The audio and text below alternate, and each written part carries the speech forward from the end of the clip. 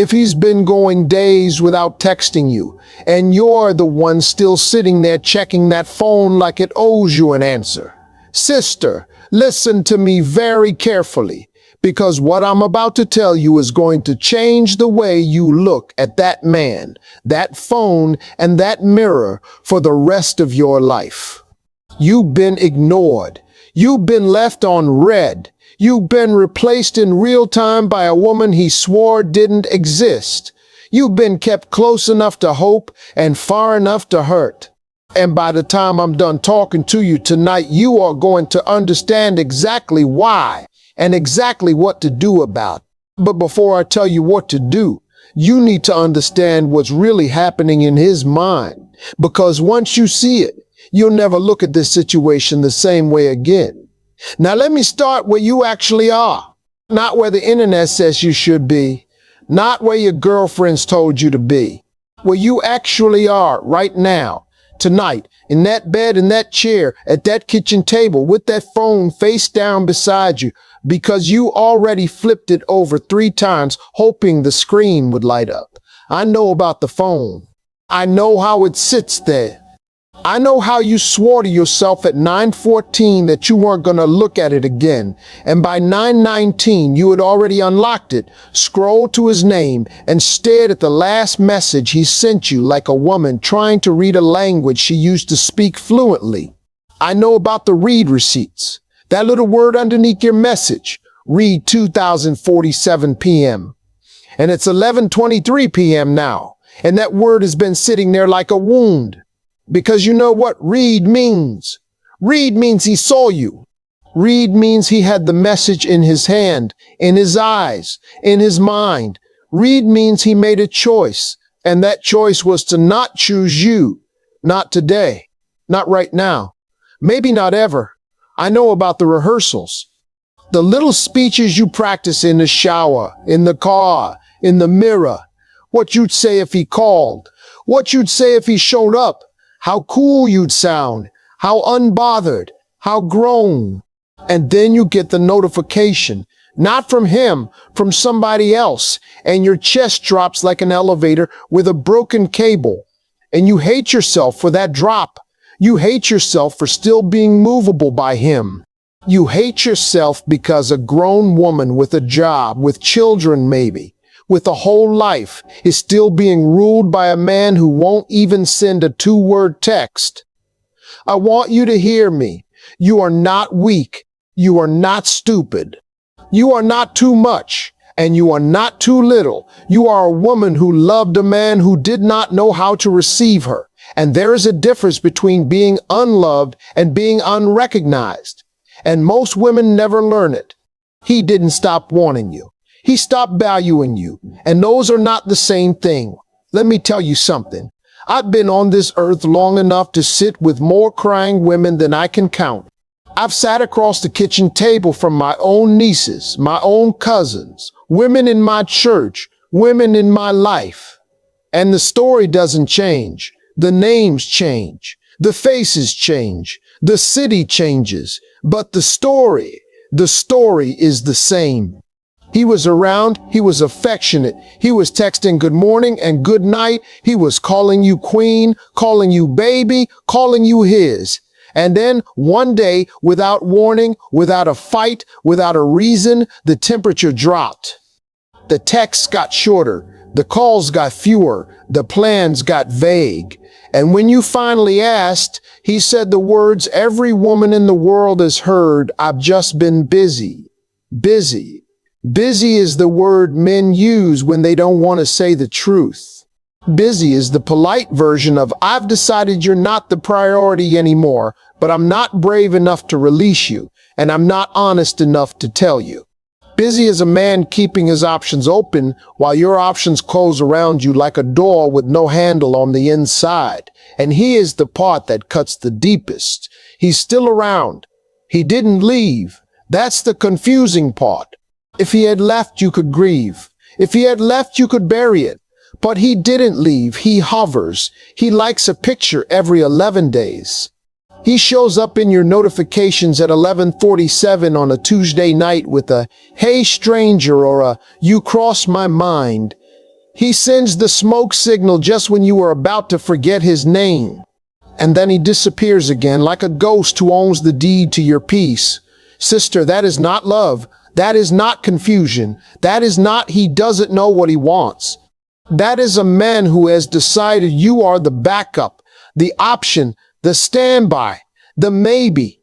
And he's keeping you warm in the oven while he eats somewhere else.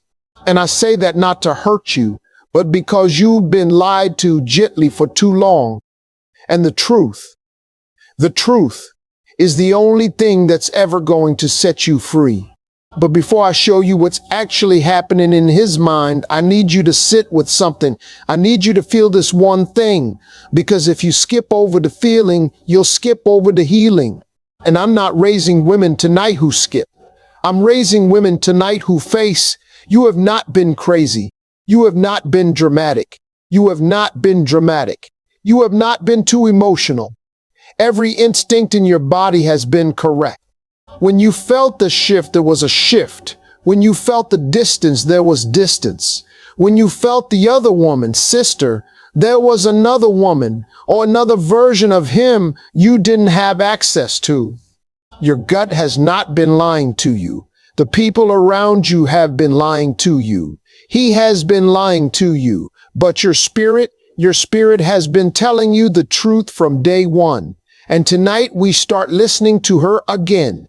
Now, I said I was going to tell you what's happening in his mind, and I will. But first, because I know some of you clicked this video with your defenses up, arms crossed, ready to hear another man tell you what you did wrong. I want to say this clearly. You did not do this to yourself. You gave. You showed up. You loved. You forgave. You made room. You made excuses. You made peace with things you should have made war with. But that is not a flaw.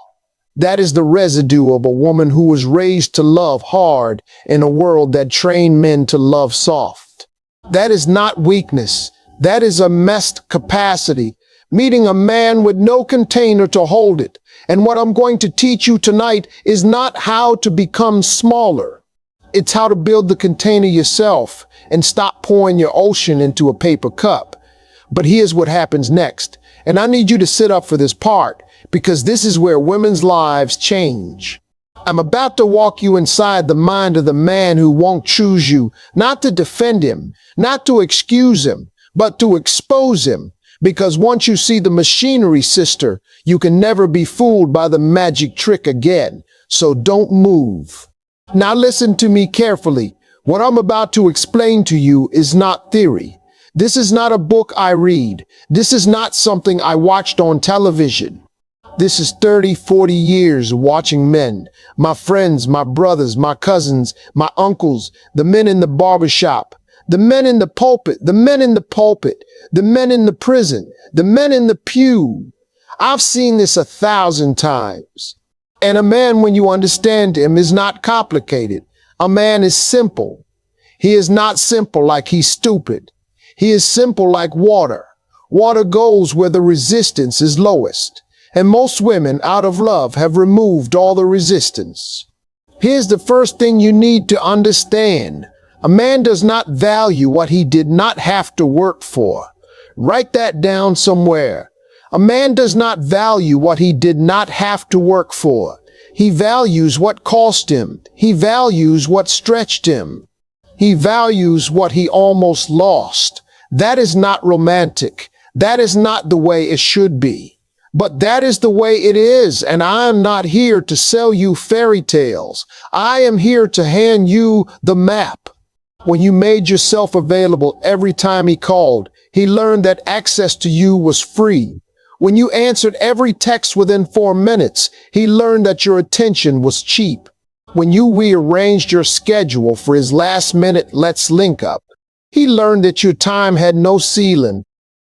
When you forgave the first disrespect without a conversation, he learned that the price of hurting you was zero. And a man, any man, will pay exactly the price you charge. No more, no less, every single time. Now let me tell you something that doesn't make him evil, that makes him human. And it makes you not naive, not stupid, but untrained. Because nobody sat you down and said, baby, love is free, but access is expensive. Nobody told you that. Your mama might have tried. Your grandmama might have hinted at it in a proverb you didn't understand until you were 32.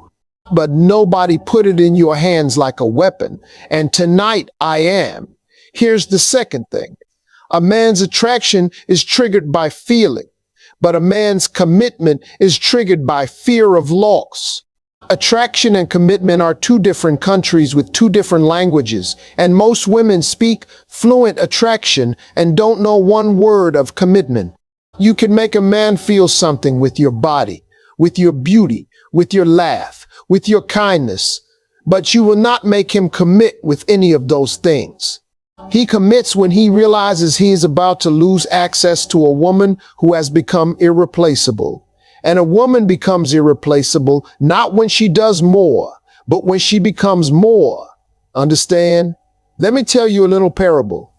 I knew a young man years ago, shy brother, charming, handsome, had women lined up around the block.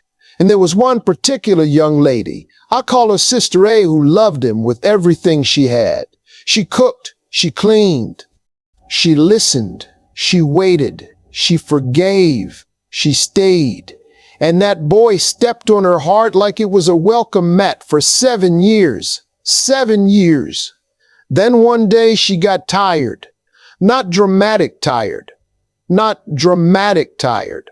Not I'm gonna post a quote on Instagram tired.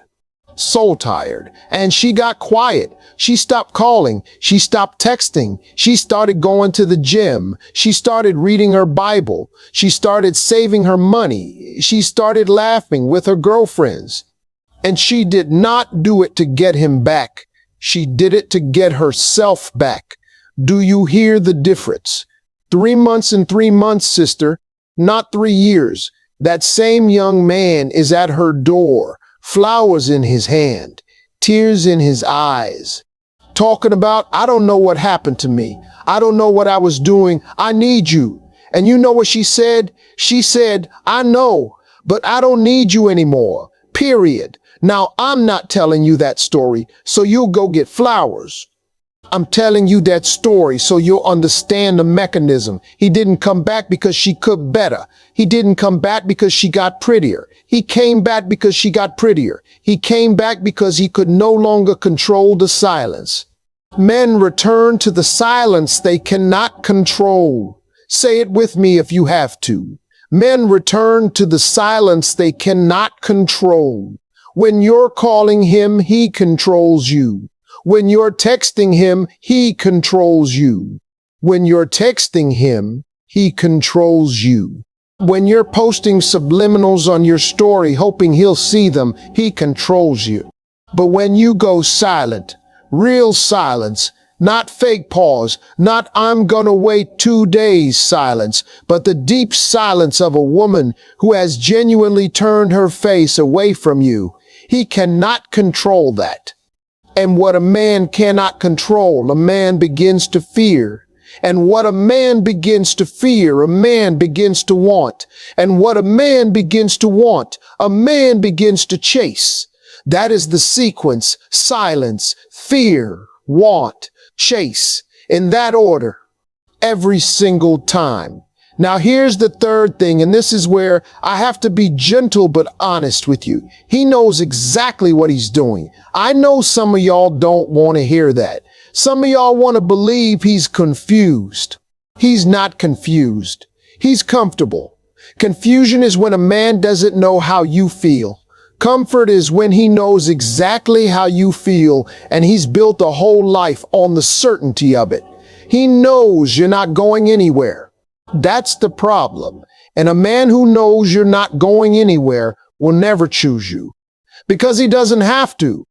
There's a difference between being loved and being taken for granted. And most women never learn it. Being loved means his behavior costs him something to give you. Being taken for granted means his behavior costs him nothing because he assumes you'll be there tomorrow whether he shows up or not.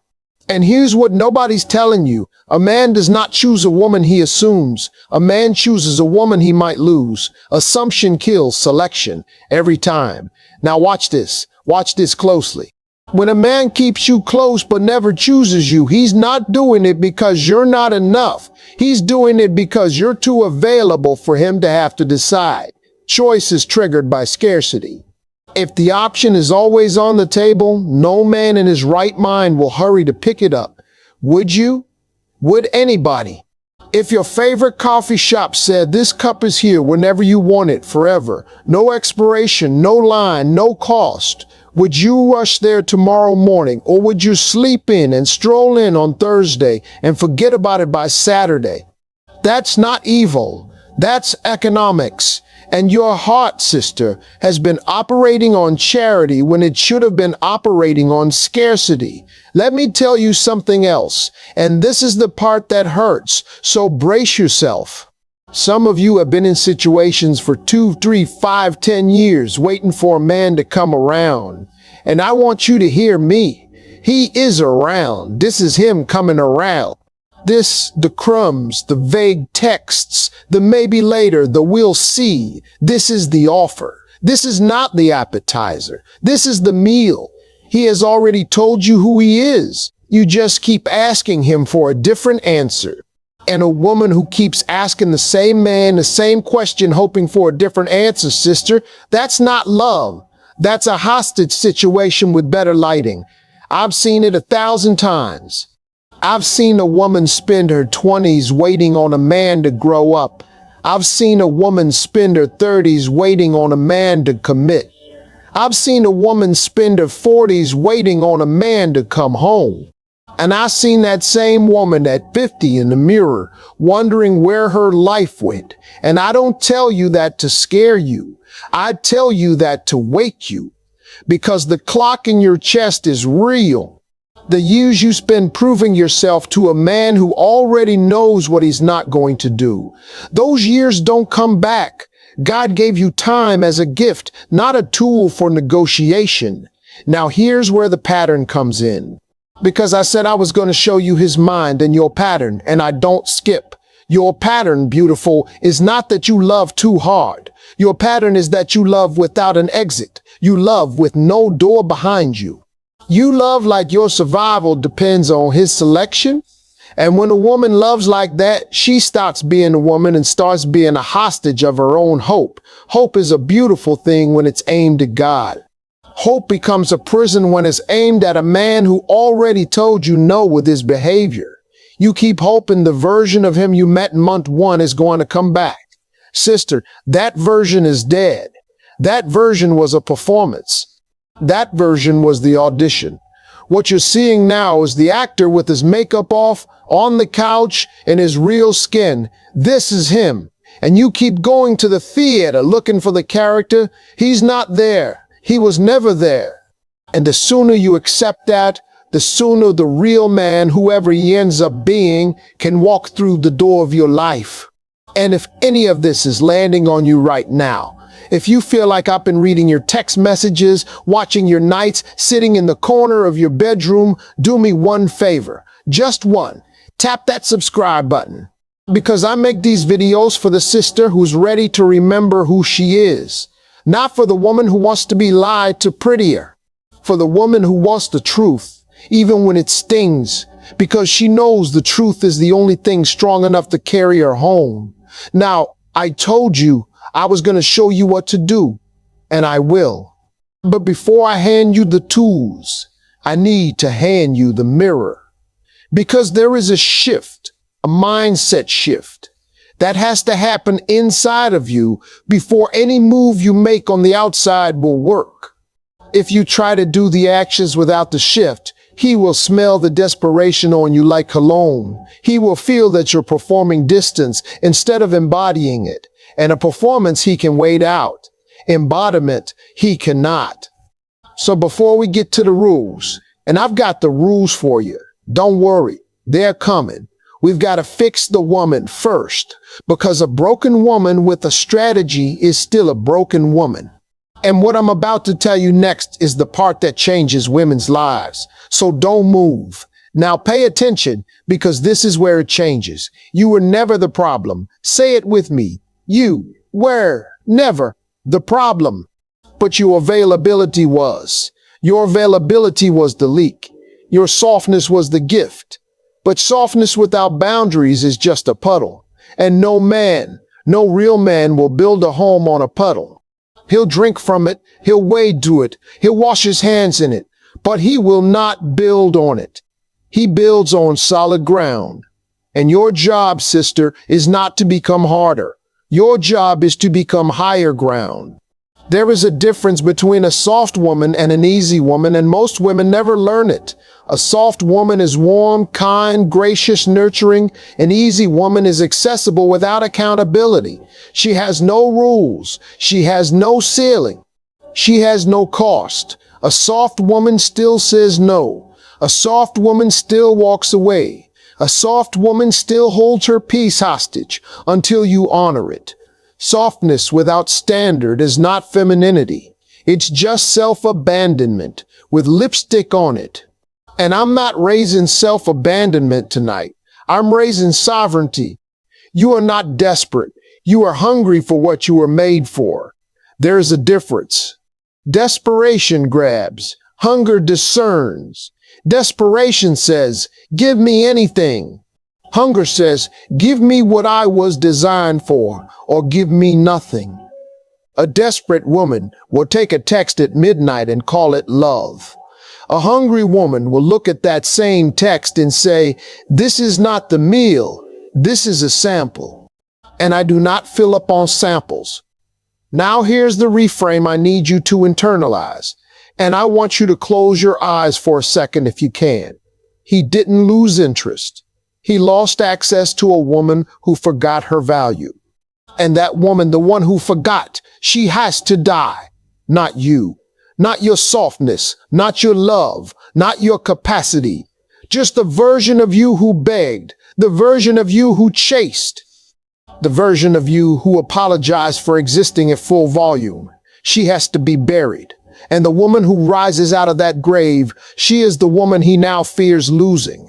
Not because she got petty, not because she got cold, because she got clear. Clarity is the weapon, not silence. Silence is the tool. Clarity is the weapon. Because when you are clear about who you are, what you deserve, what you will accept, and what you will not, nothing he does or doesn't do can move you. He can text, he can vanish, he can date somebody else, he can show up crying. It doesn't move you because you're not built on him. You're built on you. And you, sister, are built on God. And what God has built, no man can shake. Let me tell you something about high-value women. And I want to be careful here because that phrase has been abused. High value does not mean expensive lifestyle.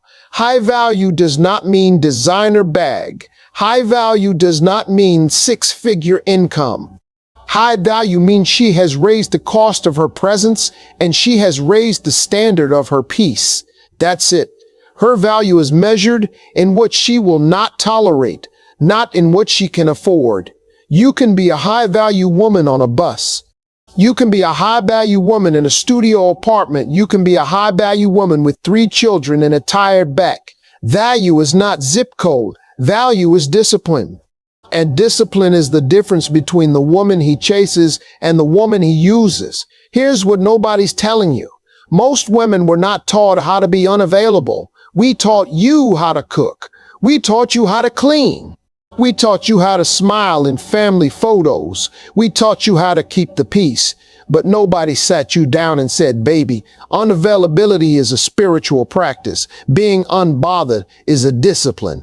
Being unshakable is a decision you have to make every single morning before your feet touch the floor. Nobody said it. So you learned by getting cut. You learned by getting left. You learned by staying up at 3 in the morning wondering what you did wrong when you did nothing wrong except love in a language you couldn't afford. The reframe is this: you are not a woman waiting to be chosen. You are a woman deciding who gets to stay. You hear the difference? One woman auditions, the other woman selects. One woman prays for a rose, the other woman is the garden. One woman is trying to fit into his life. The other woman is asking, does he fit into mine? That is the shift. And when that shift happens inside of you, inside your gut, not just your head, the whole game changes. Because here's the truth about men. Men are not confused about what they want. Men are confused about what they can get away with. And a woman who has done the internal work of becoming her own home, a man cannot get away with much around her. Not because she's mean, but because her presence is loud without her mouth ever opening. She walks in a room and something in him straightens up. She sends a text and he reads it 3 times because there's no wasted word. She's not performing high value. She's living it. And there is a difference. Now let me speak to something. Some of you have been told your standards are too high. Sister, they're not too high. They're too clear. And the men who tell you your standards are too high are usually men who cannot meet them. That's not your assignment. That's their assignment. Your assignment is to keep the standard. His assignment is to rise to it or remove himself from your calendar. Either outcome is a win. You do not lose when a man who cannot meet you leaves you. You lose when he stays and you shrink to accommodate him. Never forget that. There is a version of you sitting on the other side of this pain, and I want you to see her. Close your eyes for one more second. See her. She wakes up in the morning, and the first thing she does is not check her phone. She prays. She stretches. She drinks her water. She thanks God for breath. She looks in her reflection, and she does not flinch. His name might cross her mind, and it does not lower her blood pressure. It does not raise her blood pressure. It passes through her the way clouds pass over a mountain. The mountain does not move for the cloud. You are the mountain. He is the cloud. Let him pass. That woman, she is not a fantasy. She is a decision. She is you. 3 months from tonight, if you do the work I'm about to give you. But here's what happens next, and this is the part I want you to grab a pen for. Because I'm about to give you the rules, not suggestions, not tips, rules, laws, the specific behaviors and moves that will make a man who has kept you close but never chose you either wake up or wake out. And either way, sister, you win. Some of these rules are going to sting. Some of them are going to sound extreme. But I promise you, if you follow them, you will not recognize your life in 90 days. So don't move. Rule number 1, and write this one down. Reclaim the weapon of silence. I'm not talking about the pouty silence. I'm not talking about the I'm mad at you and I want you to notice I'm mad silence. That silence is loud. That silence is a performance. That silence is a text message with no words in it, and men can smell it from a mile away. I'm talking about sacred silence, sovereign silence, the silence of a woman who has genuinely turned her attention elsewhere. Let me paint you the picture. It's Wednesday, 9:42 p.m. He sends the text, "Hey stranger," 2 words. 2 words designed to reopen a door you were about to nail shut. And in that moment, sister, your entire life is standing at a fork in the road. The old you picks up the phone. The old you feels the flutter. The old you writes back within 4 minutes with a little smiley face because she doesn't want to seem cold.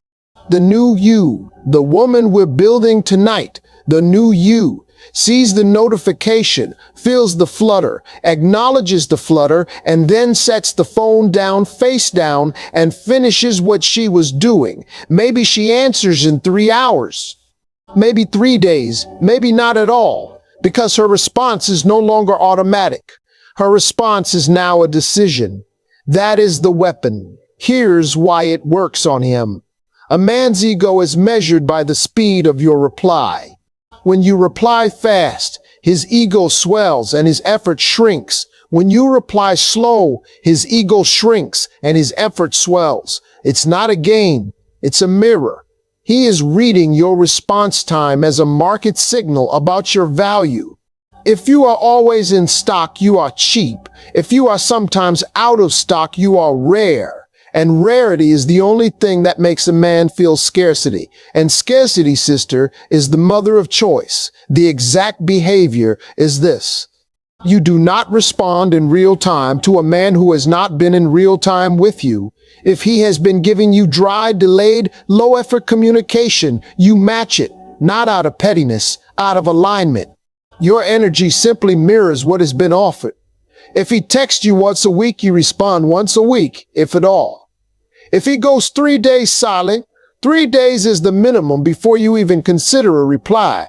And when you do reply, one line, not a paragraph, not an explanation, not a "I miss you, where have you been?" One line, warm, short, closed. Hope you're well. Done. Because the woman who explains is the woman who loses. Now, if you skip this rule, if you keep replying at lightning speed every time he throws a crumb, sister, he will never choose you. He will not. He does not have to. Why would he? You've already told him with your speed that he owns you.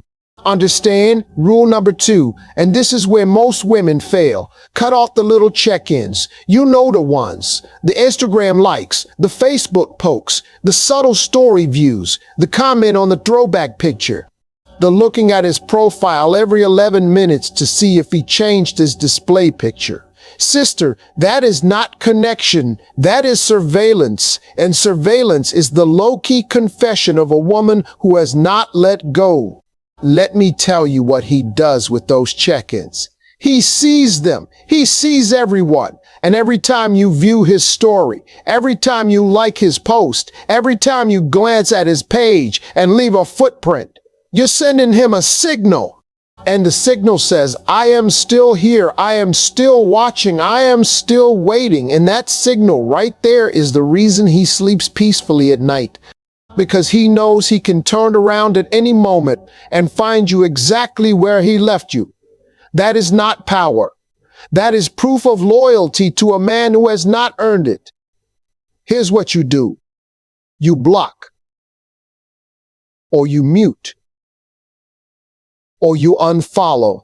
Whatever your discipline can hold. If blocking is too much for your heart right now, mute is fine. But the goal is the same. You cannot see him. You cannot see him. You cannot see her. You cannot see the friend group. You cannot see the trip he took last weekend. You cannot see the female cousin. You're not sure is a cousin. None of it. Because every glance is a fresh wound, and every wound is a delayed healing. You are not healing if you're rechecking the injury every night. The reason this works on him, and it does, is because a man is fed by your attention even when you're not touching him. Your gaze on his life is currency in his account. When you withdraw the gaze, he starts to feel it. He may not know why. He may just feel a strange emptiness he can't name. That emptiness is you. And when he starts to feel that absence, he starts to reach. And that is the beginning of everything you've been praying for. The script is simple. If a friend asks, you don't check on him at all, you say, I've turned my face. That's it. You don't monologue. You don't explain. Grown women don't explain their peace. They protect it. Skip this rule and you'll stay stuck. Because the woman who watches him from a distance is still in the room with him. And you cannot become new furniture in a room you refuse to leave. Rule number 3, rebuild your calendar so he is not the center of it. Listen to me. When a man is at the center of your calendar, he is at the center of your identity. And when he is at the center of your identity, losing him feels like losing yourself. That is why the breakup or the pull away feels like death. It's not because he was your soulmate. It's because he was your soulmate. It's because he was your center of gravity. And a woman with a man as her center of gravity is a woman spinning around a planet that does not know she exists. So we're going to move him, not out of hatred, out of physics. You are going to fill Monday. You are going to fill Tuesday. You are going to fill Wednesday, not with distractions, with deposits. Deposits into your health, your body, your faith, your purse, your friendships, your art, your children, your prayer life. Every hour you used to spend refreshing his profile, you spend on a walk. Every dollar you used to spend on outfits designed to make him look twice, you invest in a class, a course, a therapist, a savings account. Here's why this works on him. A man can feel a woman's center of gravity from 3 counties away. Don't ask me how. It's a spiritual thing. When you were revolving around him, he felt the pull or he ignored it because it was cheap. When you begin revolving around your own purpose, that gravity flips. Now he can feel that you are pulling into yourself, and the mystery of what you're pulling into begins to disturb him. He starts to wonder. He starts to want him. And a man who wants in is not the man who kept you close but never chose you. That man is dead. This is a new one. Your behavior is this. You post nothing about him. You mention nothing about him to mutuals. You do not send subliminal quotes. You do not perform your healing. You just live. Slowly, quietly, richly. You take yourself to breakfast. You buy the flowers. You read the book you've been putting off. You start the business idea you shelved in year 2 of his foolishness. You become full, not for him, but in front of him, whether he sees it or not. If you skip this rule, sister, you will do everything else right on the outside and still be a beggar on the inside. And a beggar with a strategy is still a beggar. Trust me. Rule number 4. Stop explaining yourself. This one is a heart rule. Every woman I have ever talked to who was in a situation like yours had one thing in common. She over-explained. She wrote the essays. She sent the paragraphs. She said the same thing 17 different ways, hoping that this time he'd finally understand. Sister, he understood the first time. He just didn't agree. And there is a difference between not understanding and not agreeing, and most women never learn it. When you over-explain, you teach him 3 things at once. 1, that your position is negotiable. 2, that his silence will summon another paragraph. 3, that you are more invested in being understood than being respected. And a woman who is more invested in being understood than respected will always lose the room. Because respect is not something you argue for. It's something you embody so completely that arguing becomes unnecessary. The reason this works on him is because men respect brevity. It's how they talk to each other. Watch 2 men in conflict. They don't send paragraphs. One says, "That was foul." The other says, "You right, my bad." Or the other says, "Come outside." Either way, it's short, it's clear. There is no essay. And when you enter conversations with the same brevity, he registers you as somebody who is not for negotiation. And a woman who is not for negotiation is a woman who becomes very interesting very fast. The exact language is this. When he asks us a question that used to trigger a paragraph, you give a sentence. "Why haven't you answered my calls?" You say, "I've been focused, period." That's the whole answer. Not, "Well, I've been thinking a lot about us, and I've been feeling like maybe you don't respect my time," and blah, blah, blah, blah, blah. No, I've been focused. He is going to sit in the silence after that sentence for a long time. Let him. His discomfort is not your responsibility to fix. If you skip this rule, you will keep giving him free real estate in your head, and he will keep collecting rent without ever paying a mortgage. Enough of that. Rule number 5. Never make yourself the second option in your own life. There's a moment, sister, and I know you know it, when he texts you at 10:47 p.m. and says, "You up?" and your whole schedule for the next 4 hours suddenly clears. The mask you took off, you put back on. The pajamas you were in, you change out of. The plans for the morning, you shuffle. Because he's paying attention, finally. And you don't want to miss the window. Beloved, that is the exact moment you have made yourself the second option in your own life. Because your first option was rest. Your first option was routine. Your first option was the thing you had already promised yourself. And you sold it cheap for a maybe. The rule is this: whatever you had planned for yourself is more important than whatever he suddenly wants. If you were going to bed, you go to bed. If you were with your girlfriends, you stay with your girlfriends. If you were resting, you rest. Your plans do not bend to a man who has not built anything with you. Your plans bend for God and for people who have earned bend privileges. He has not. Here's the psychology. A man watches how you treat your own promises to yourself, and he calibrates how much he can get away with based on that. If you break promises to yourself for him, he learns you will break anything for him. And paradoxically, he respects you less, not more. But when he sees you decline his last-minute call because you had a book you were reading, a workout you were doing, a nap you were taking, sister, something shifts in him.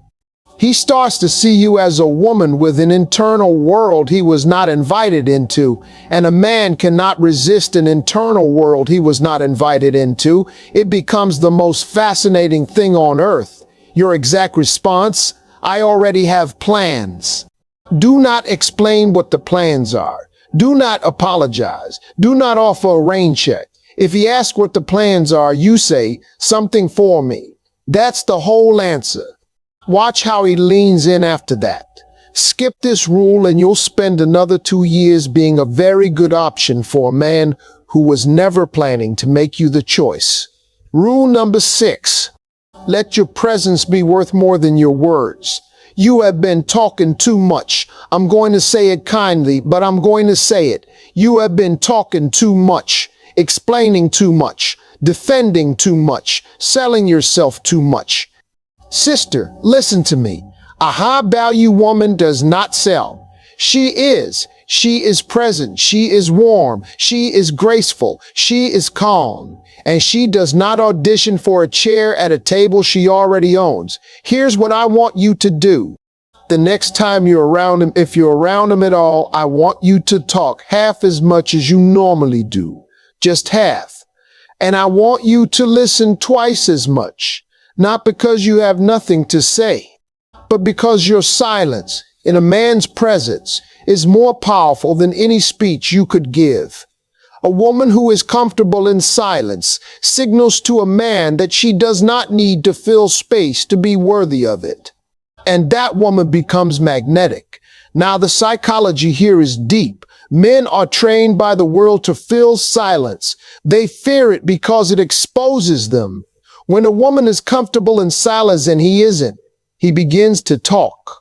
He begins to reveal. He begins to reach. And in his reaching, he tells you exactly who he is.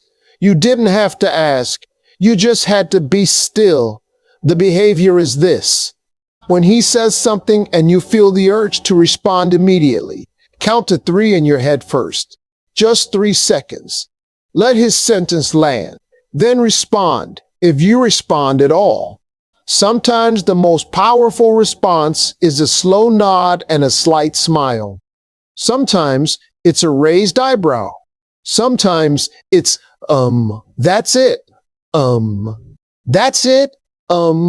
He will be up all night trying to figure out what that meant. Let him. If you skip this rule, you'll keep pouring words into a man who was never planning to receive them. And an unreceived word, sister, is a piece of your soul returned to sender. Rule number 7. Return to God before you return to him. Now this one is not optional. Everything else I've told you is technique. This is foundation. And technique without foundation is a beautiful house on sand. It's going to come down at the first storm, and there will be storms. You cannot heal from a man in the arms of the same energy that broke you. You cannot restore your worth by begging the person who devalued you to reappraise you. You cannot go back to the well that dried you out and expect it to fill you. You have to go higher. You have to go to the source. Sister, the reason he shook you so hard is because he was standing in a place only God was supposed to stand. You put him on an altar built for the Most High. And any man on an altar built for God is going to fall, not because he's evil, but because the altar isn't sized for him. He was never supposed to bear the weight of your worth. Nobody but God can. And when you remove him from that altar and put God back where God belongs, something in you settles, something in you steadies, something in you deadies. The behavior is this. Before you check your phone in the morning, you pray. Before you scroll this page, you open your Bible or your journal or your window and you sit with God for 5 minutes. Just 5. You don't have to be eloquent. You don't have to know the fancy words. You just have to show up. Say, God, I need you more than I need him. Say it out loud if you have to. And say it every morning until it becomes truer than the ache. And when the ache comes, because it will come, sometimes at 2 a.m., sometimes at 6 p.m. after a long day, you don't text him. You pray. You worship. You cry to God. You call your mama. You call your sister. You call your prayer partner. You do anything but text him. Because every time you text him from the ache, you reopen the wound. And every time you pray from the ache, you close it a little more. Here's why this works on him. And I want to be honest with you, because I don't want you to think prayer is a manipulation tactic. It's not. But there is a spiritual reality here. When a woman is genuinely covered by God, there is a light around her that men can feel. They can't name it. They can't explain it, but they feel it. And the man who kept you close but never chose you, when he encounters that woman, the woman covered by the Most High, he will not know what hit him. He will feel unworthy in her presence in a way he can't articulate. That is not magic. That is the presence of God on your life doing what your paragraphs never could. Skip this rule and everything else is temporary. Do this rule and everything else becomes permanent. Now, if this is speaking to your spirit, if you feel that Holy Spirit knock in your chest right now, I want you to do something for me.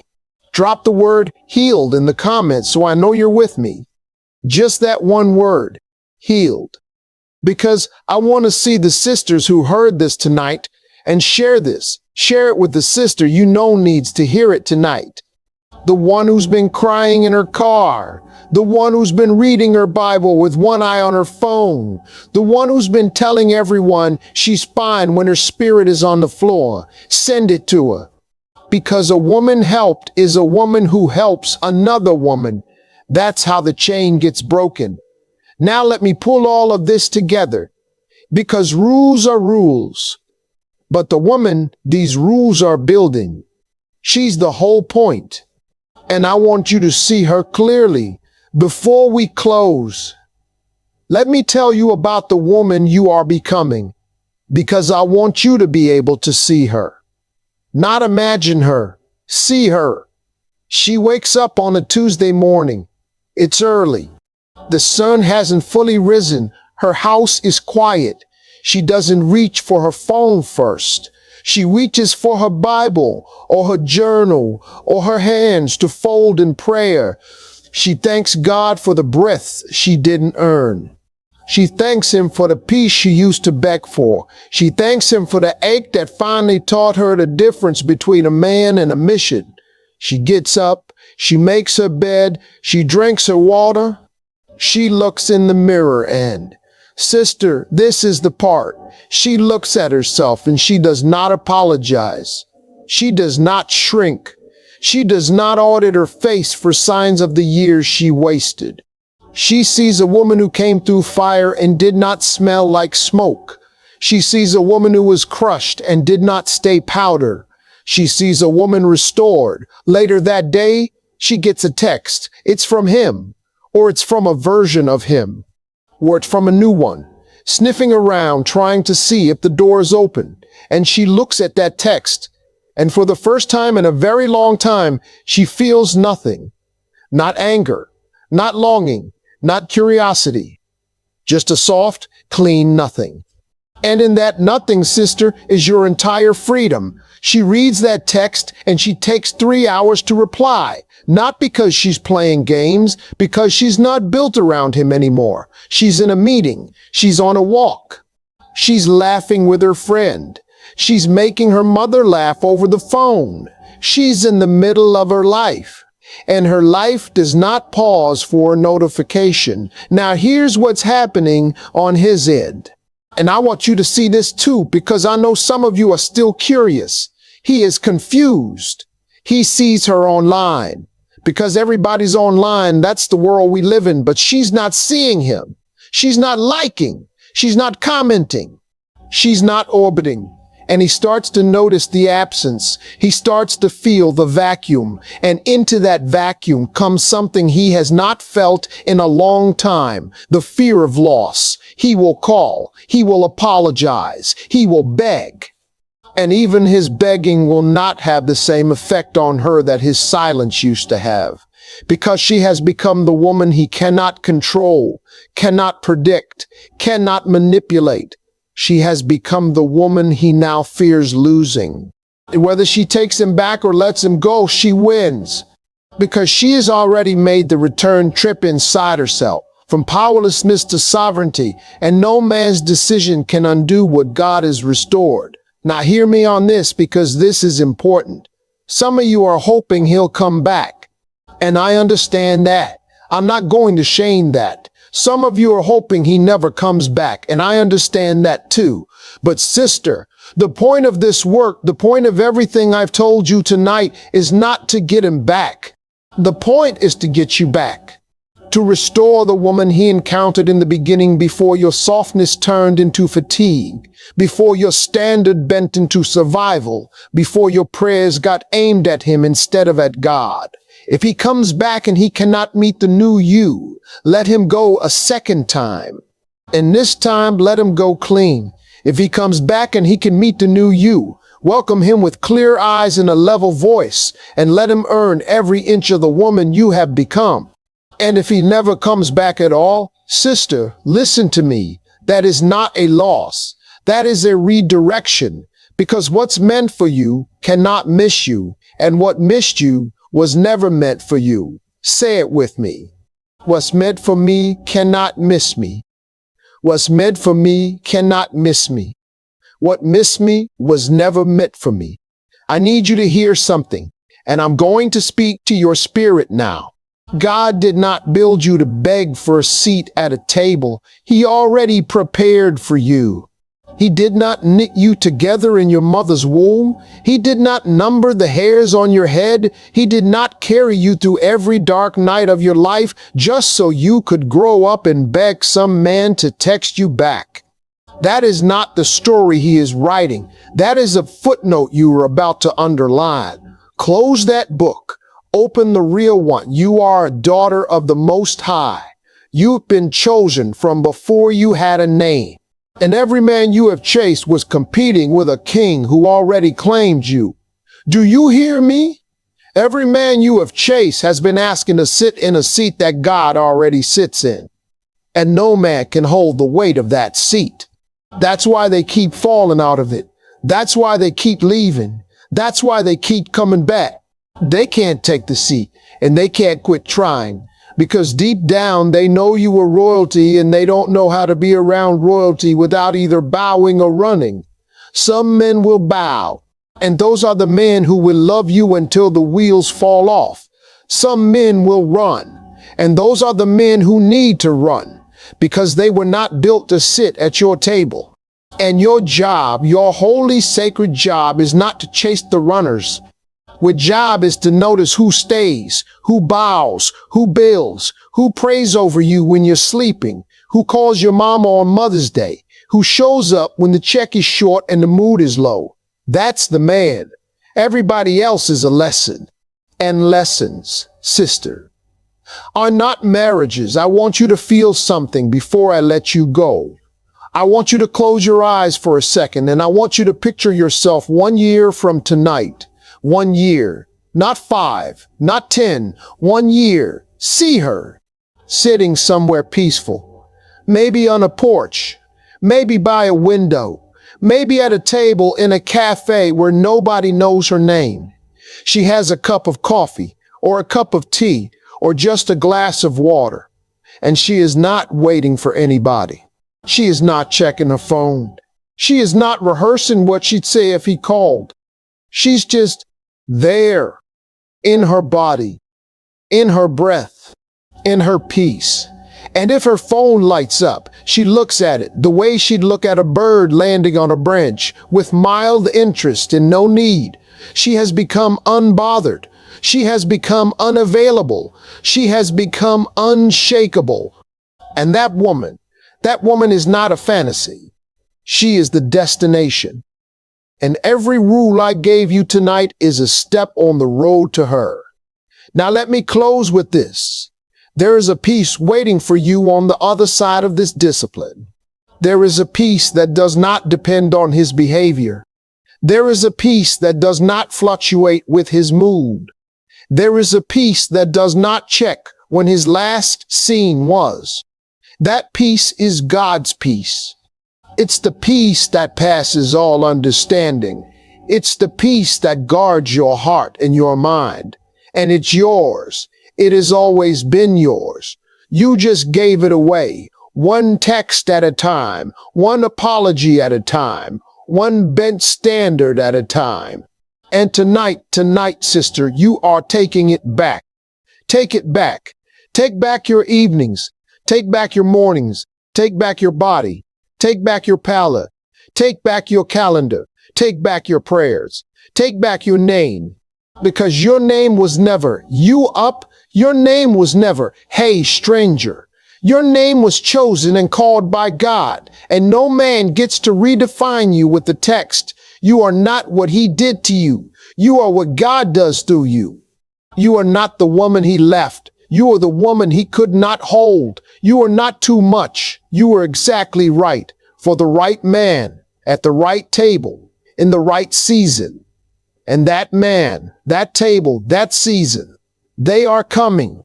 And when they arrive, you will not recognize them at first, because peace is quiet and God is often subtle and blessings often show up in shoes you'd never expect. But you will recognize them by this. Nothing about you will have to shrink to receive them. So here is my charge to you tonight. Put the phone down, turn your face, pray hard, move slow, reply slower. Guard your peace like the sacred thing it is. Remember your worth, restore your standard, rebuild your center, and let God do what he does when a woman finally gets out of his way. He will call, he will apologize, he will beg, and you will already be gone. Not gone in bitterness, gone in blessing, gone in growth, gone in God. I love you, sister. I love you, queen. I love you, my dear. And I mean it when I say what's meant for you cannot miss you. Now go be free.